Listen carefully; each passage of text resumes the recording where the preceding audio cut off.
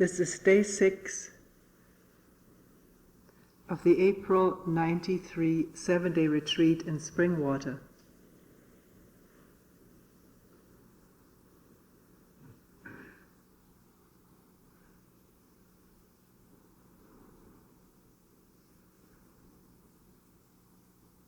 Maybe just sitting here listening to the wind,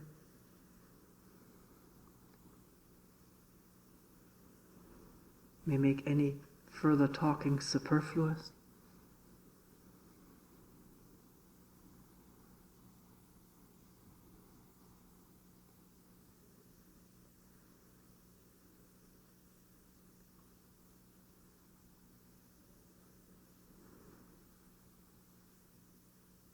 But there are two things in mind that people have brought up, which we could look at this morning.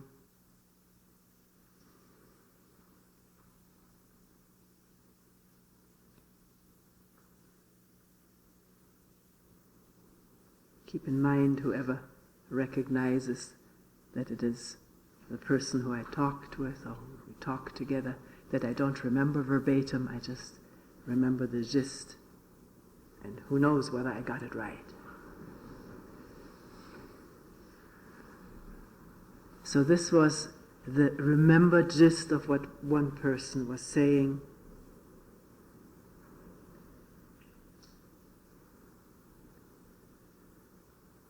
Judging from your talks, it sounds as though all we were is psychological beings.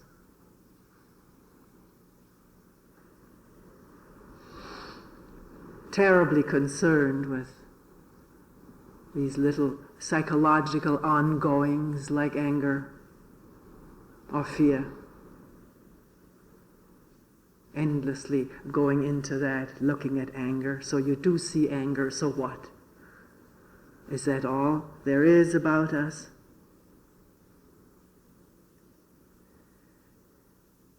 To see these psychological phenomena about us. Couldn't we have a sort of fresh dialogue, a new approach? We don't know the first thing about growing food ourselves. We don't know how to make the clothes that we're wearing. We don't know even how this happens, that they're made. We know nothing about photosynthesis, about the moon, about wind. Maybe never talked to a cab driver or really known a black person. People living in the streets. It all seems so petty that the word wasn't used. I can just sort of recreate it. What it is we're concerned with. There's so much more.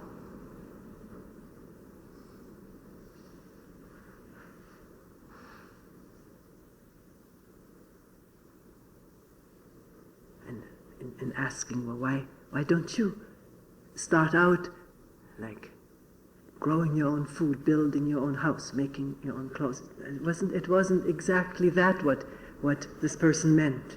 It was, let's dialogue about the basics of human life. What are the basics?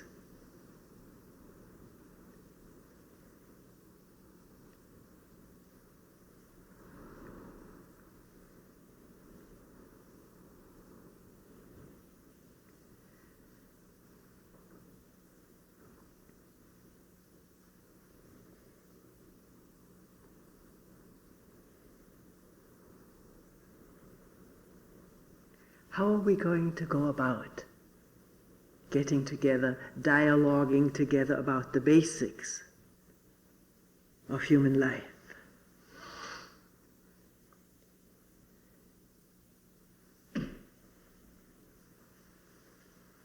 Probably as many people are there in the group, as many ideas will there be about what the basics are.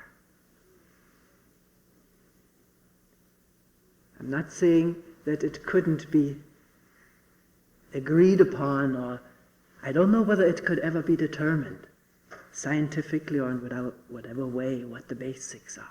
Another thing the person said, we don't know anything about how this organism functions, how the heart beats, the lungs operate, the immune system.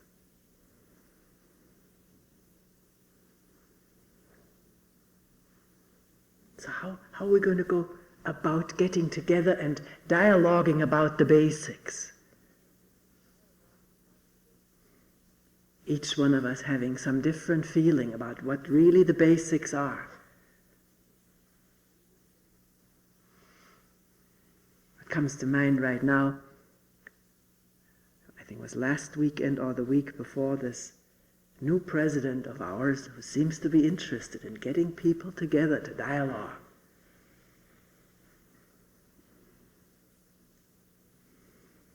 Was out in the Northwest talking to, or much more than talking, listening to people who felt their basics were being threatened, what they considered their basics. I only saw very brief excerpts on the news before this retreat started.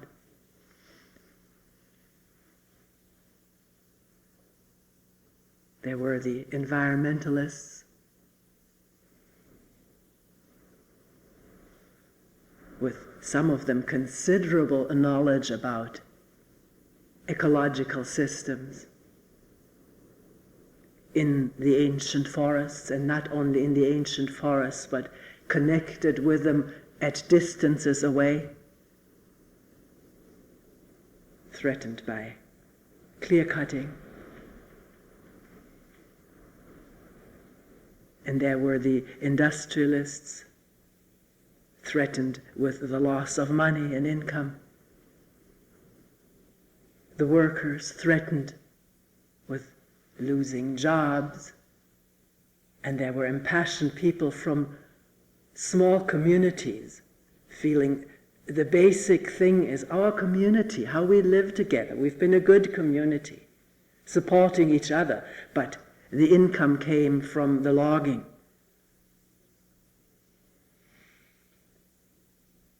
And even though it seemed to be a fairly peaceful conference, maybe because there were people there who were listening, not there to create right and wrong and find immediate solutions, but just to listen to the whole thing. There was some peacefulness there. I wasn't there.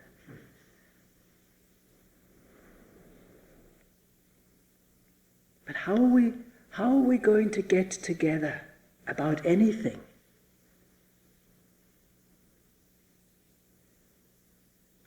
As long as we are caught in the conviction, and maybe totally unconsciously caught or mildly unconsciously caught in the conviction that what I believe is the right thing. I know the basics, what I need to have preserved or to have discussed, to have looked at.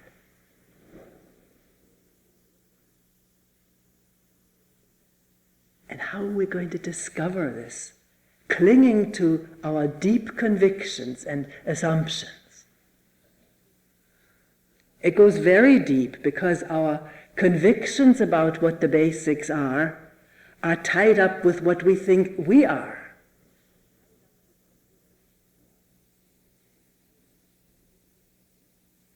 Someone may find the basics in life is our religious system, our religious belief, our God, our church. Others, the preservation of our community or tribe or ethnic group or nation.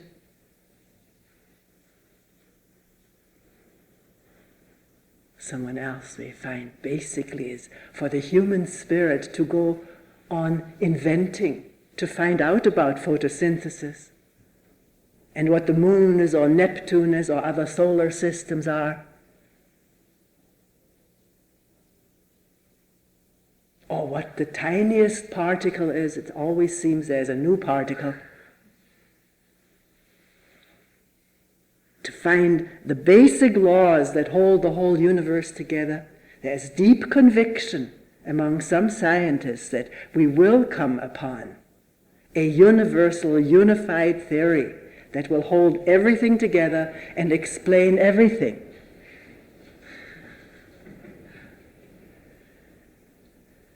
I hope I've read of one eminent author, scientific theorist, physical theorist.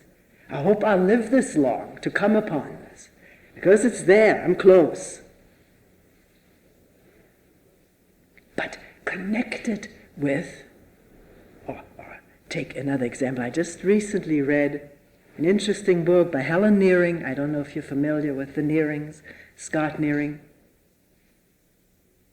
And his 25 younger wife, who, after a busted career as a university professor because his views were too radical, he was fired from one place after another. Then his books were taken off the shelf. He was communist. Had very radical ideas of a new way of living together socially, economically, with more justice, of course, more renunciation, not consumerism, living a simplified life, and he and his wife Helen brought it off. Growing their own food with their own hands, doing their own digging, a minimum of tools, automated tools, building their own house, building a huge fence around their vegetable garden to keep the deer out, no electric fence like we have.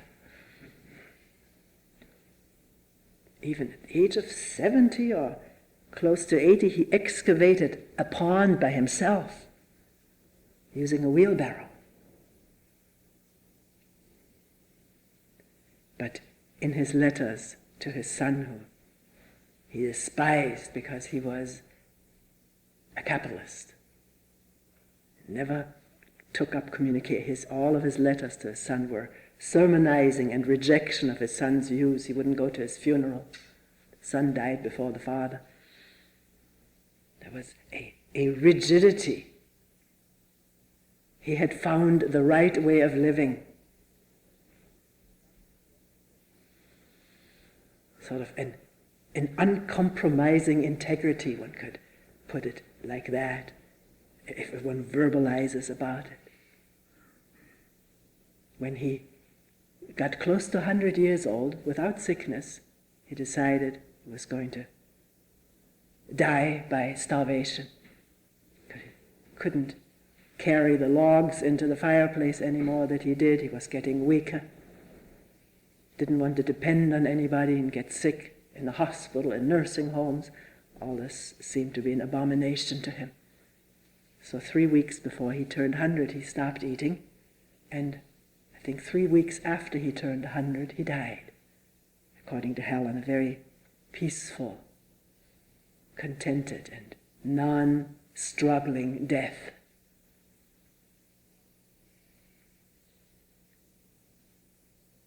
But I presume from the writings and the quotes that there was a tremendously strong identification of Scott with his way of living, and of Helen too.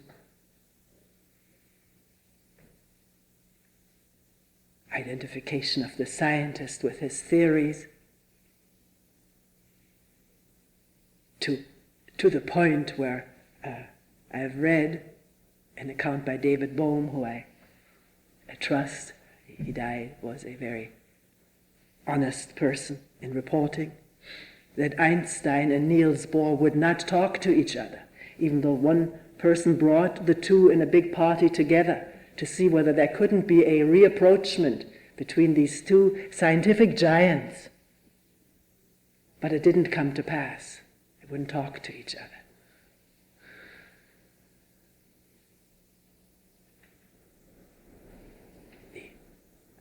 Einstein secreting wisdom from his brain.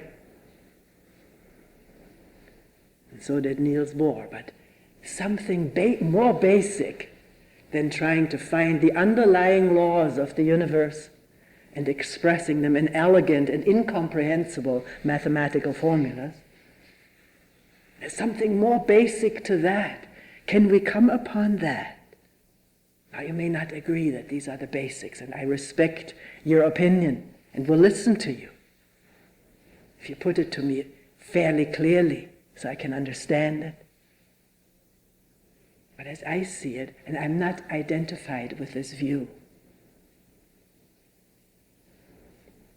the most basic thing in human life is an open listening. Of course, there's survival, eating, drinking, defecating, propagating. But more basic than that is an openness to what is happening, an open listening that is not identified, it's not clutching any point of view. It is not trying to establish any position from which I can feel a little bit more superior to everybody else, because I have that point of view.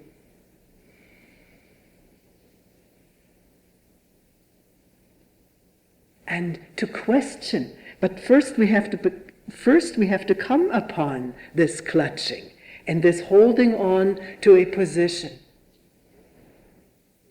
And the motive for it very often revealing itself as needing to be somebody in the presence of so many other bodies.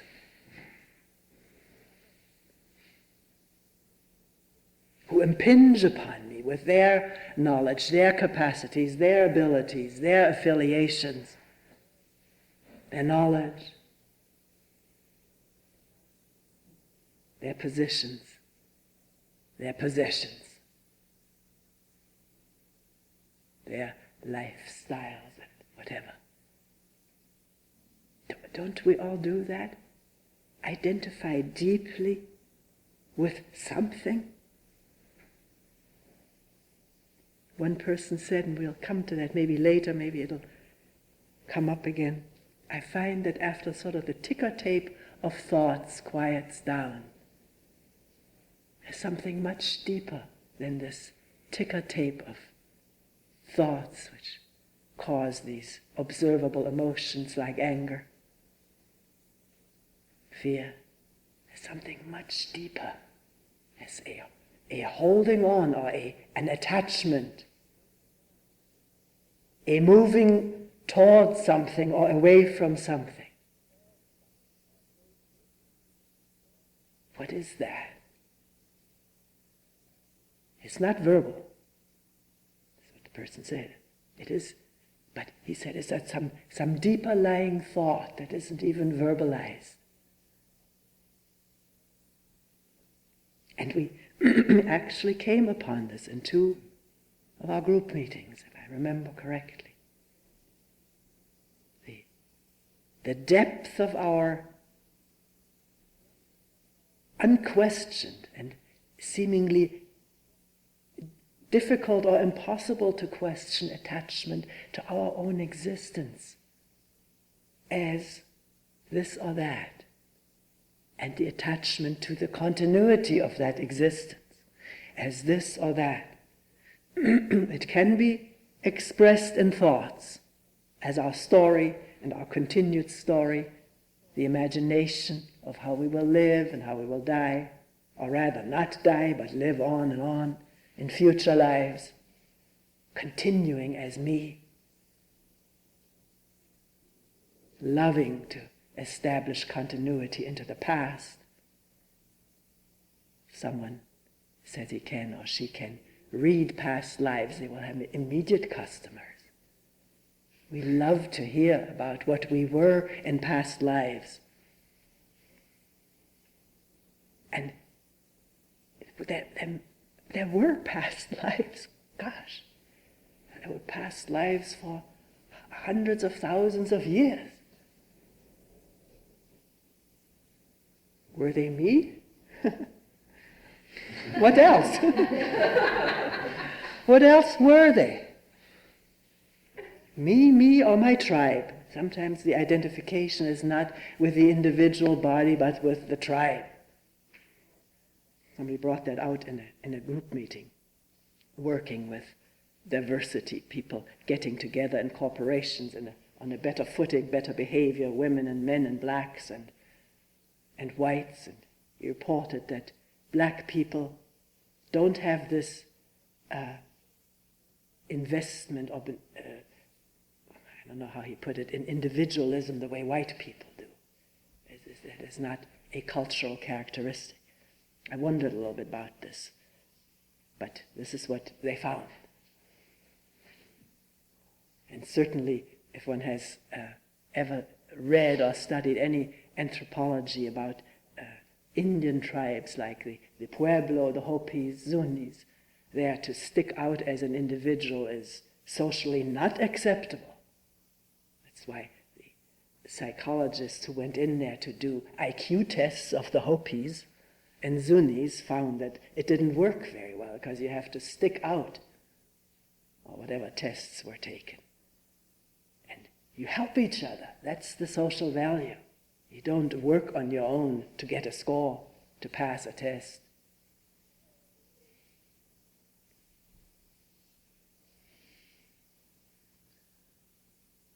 So, we came from the love for the continuity of ourselves, provided it is not dismal. We don't want to think that we're going to be reborn in a dismal future. That's frightening.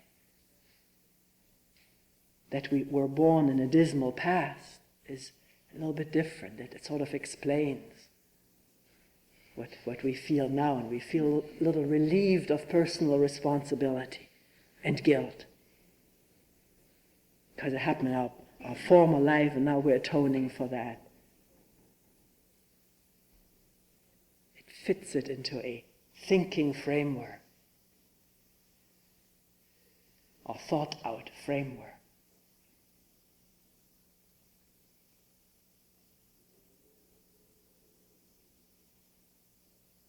So, can we come upon this deep angst, deep anxiety about our existence and continuity? This is what somebody very early brought out. The more attention there is, the more awareness, the more I come upon an anxiety, which I've gone through therapy, I've been through that, I've gotten all the help from that I needed. But this thing is there. Does it have, and the question, does it have to do with being more aware? Or does awareness bring about anxiety? Is there a causal link? This was the question in the person's mind. With a deepened sensitivity and awareness, we come more upon this very basic clinging to me as I know myself, good or bad, miserable or joyful. My existence as me, and the attachment to continuing with my habits. We talked about that at length, the basic inertia in us, not wanting to change, fear of change, even if we're miserable now. More safety seems to be in the existing situation than in the so-called unknown. But the unknown is not the unknown, it's what we project into what could happen to us if there wasn't this attachment and clinging to the security of what I think I know about myself. It can be very vague. The words may be much too concise to describe this basic fear and feeling in human beings.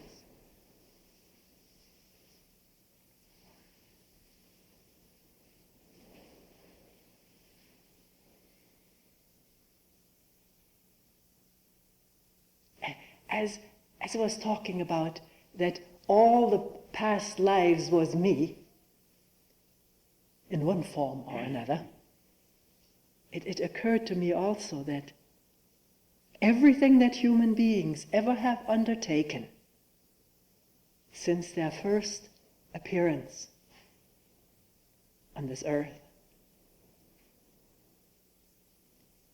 be it hunting or gathering, making crude tools and ever refined tools,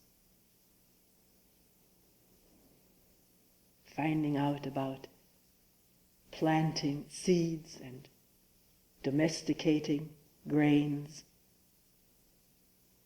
and inventing storage bins, containers for these harvested grains,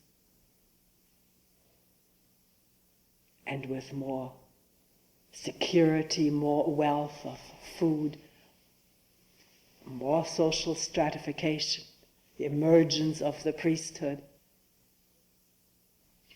kingship, and ever more inventions, because the human brain is very inventive, creative, has creative imagination, can imagine things that could be and then build them, design them,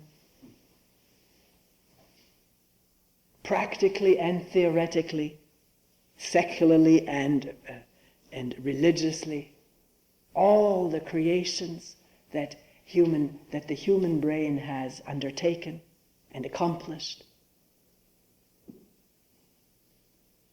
abstractly as well as concretely. Who has done all that? From the basics on up, who has found out about photosynthesis and more about neurotransmitters? That is not very old yet, that knowledge.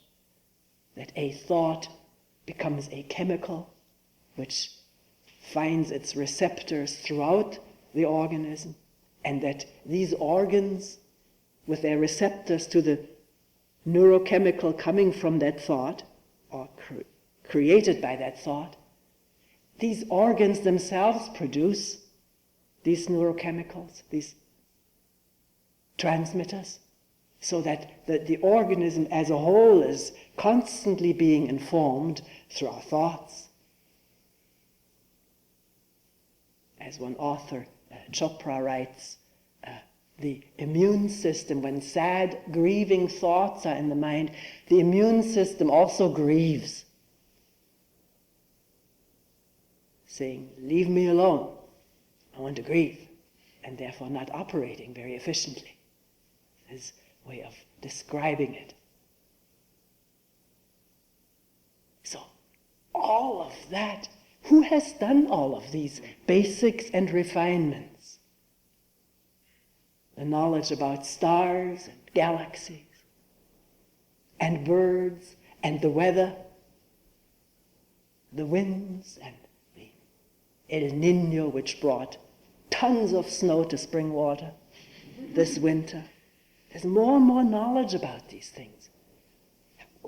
Do you feel separate from those who have that knowledge, who know these things, who study those things, who write about them or make experiments about them? Do you feel separate about the few people who still live in a more basic mode? Few tribes that are still existing, maybe right now the last one is gone, as the forests are cut down. In the middle of Australia, there's still some of the Aborigines. Do you feel separate from them, as them there, those Neolithic beings? I don't. I don't feel separate from babies and young people and old people. I used to think, oh God, I'm getting old. I wish I was as young and beautiful and whatever as this young person that has dropped off. Because we are all each other. We're not separate from each other. And it goes on and on and on. Newborns and dying.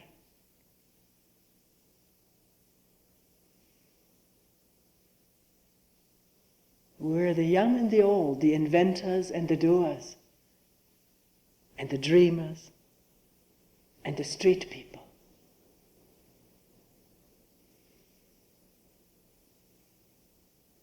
You say, wait a minute, that's easy to say from this chair here. One person in a group meeting said the only reason he works is, I hope I can repeat this, to eat and sleep indoors.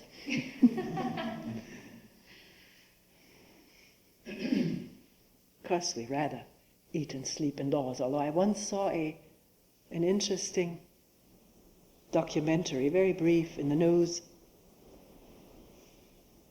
The then mayor of New York had legislated, or wrote some edict, that all the street people who were mentally sick were to be gathered up in trucks and brought to I don't know what. They had previously been mass releases from mental hospitals. I don't know whether they were brought back to mental hospitals or were to be brought back to shelters. It was one of those things that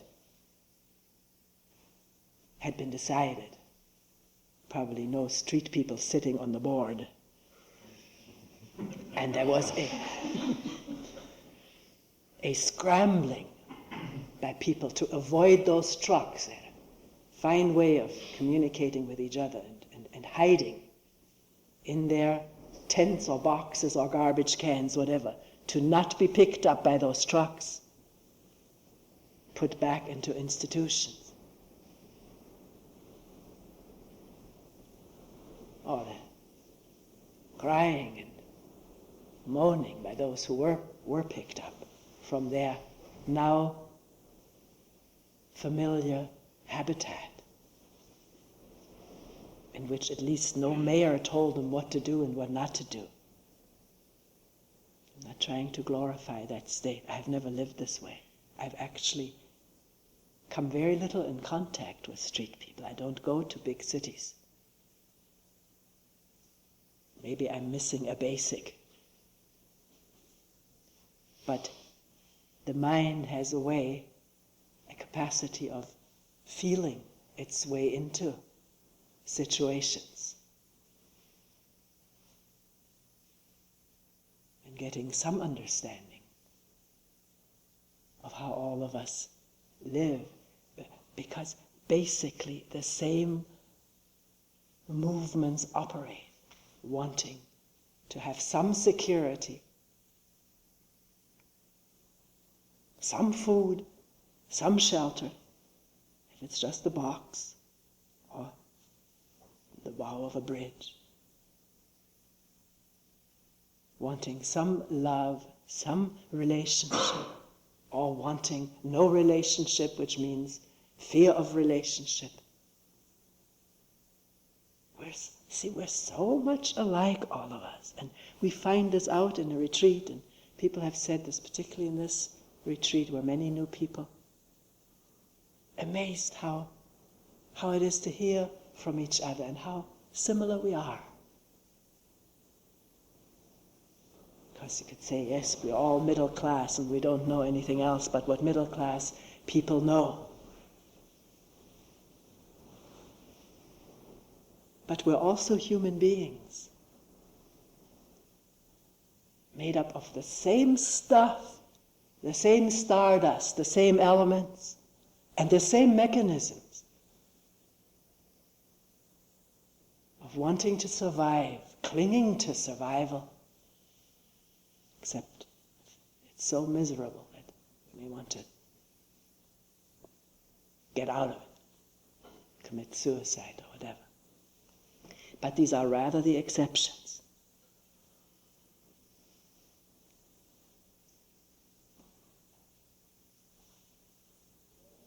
So how can we get together, you and me, middle class, whoever wishes to join? We have no way here of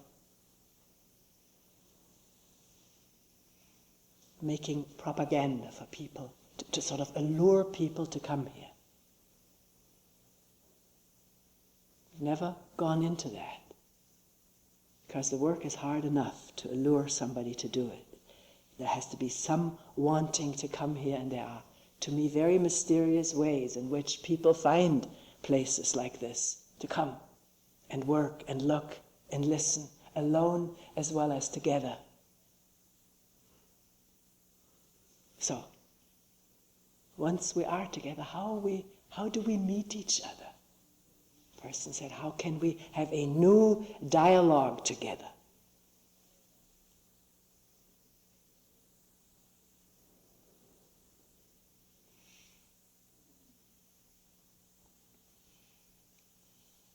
Knowing quite well from experience as well as observing what is happening elsewhere or at work, that unless there is some insight into our psychological mechanisms, give them another name, of clinging, of insisting, of protecting and defending, or wanting to proselytize, go on power trips, or wanting to say yes, yes, be good, wanting to be good and obedient. Unless there's insight into all of these mechanisms, we cannot get together. We'll all get together around a huge table and each one stay in our individual capsule.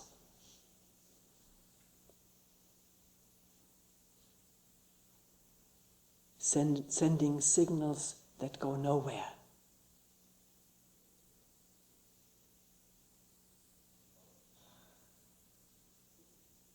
And it so happens that when the capsule in all its different strands and dynamics comes into awareness, it opens, or it becomes a little bit more permeable.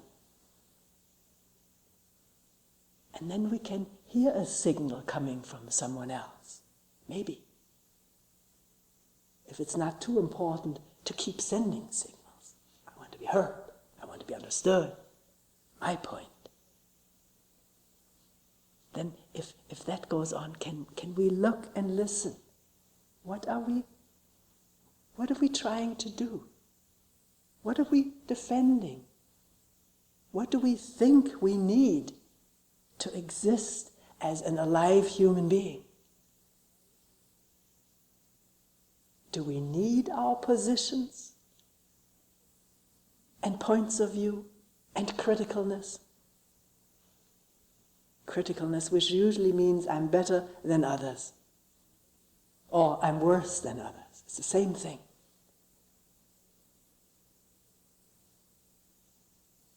Or is that just habit, ancient habit, not just as old as our life, but as old as human beings, has evolved culturally and genetically?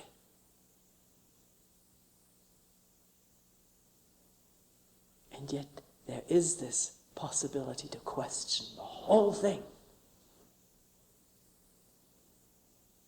Whether we need a space platform, or whether there is possible to exist in space without that platform, at least for moments at a time. To realize we are of that space. We're not separate.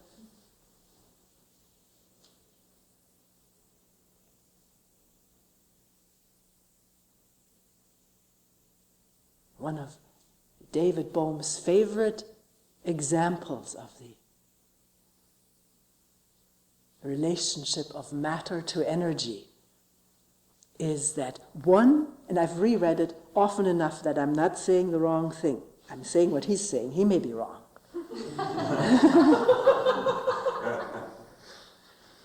1 square centimeter, 1 cube centimeter of empty space, 1 cube centimeter of empty space contains more energy, actual as well as potential, as all the matter of the entire universe added together. 1 cube centimeter contains more energy than all the matter of the whole universe taken together, which he says very nicely, poetically, means matter is just ripples on empty space. Temporary ripples. There's always change. Reforms, disintegrates, reforms, disintegrates. So that's what we are, ripples on empty space. And we take these ripples very seriously.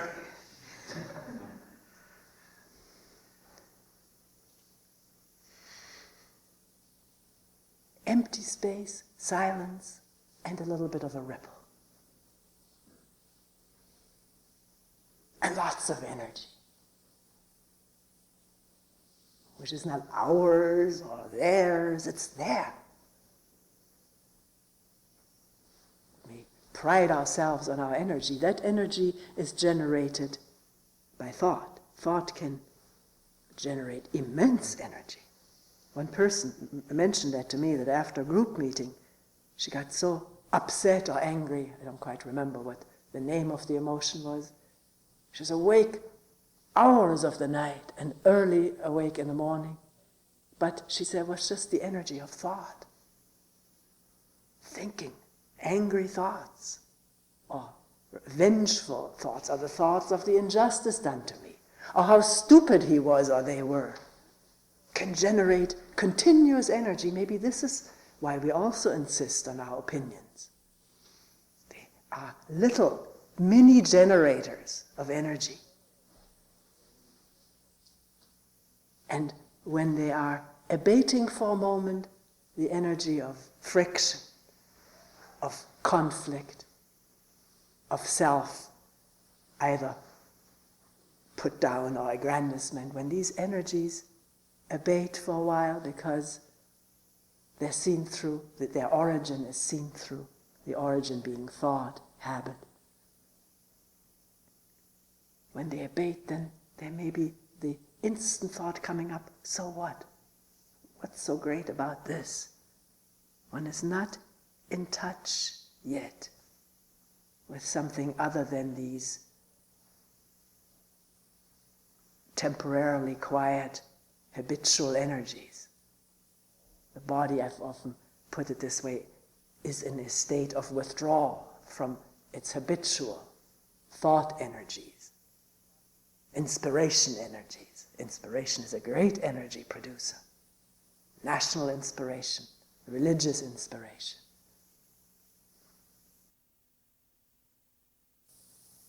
So if there is this sort of a blah state of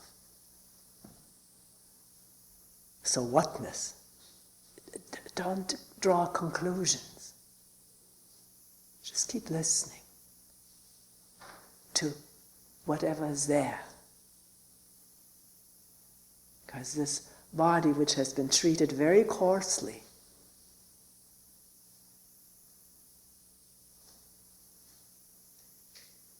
has to regain its sensitivity, and it can. Its sensitivity to be in touch with something other than the coarse and the gross. The energy of life, which is not the energy of thought.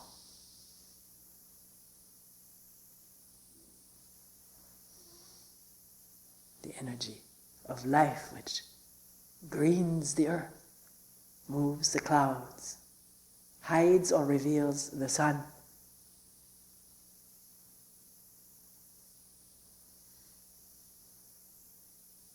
And melts the ice.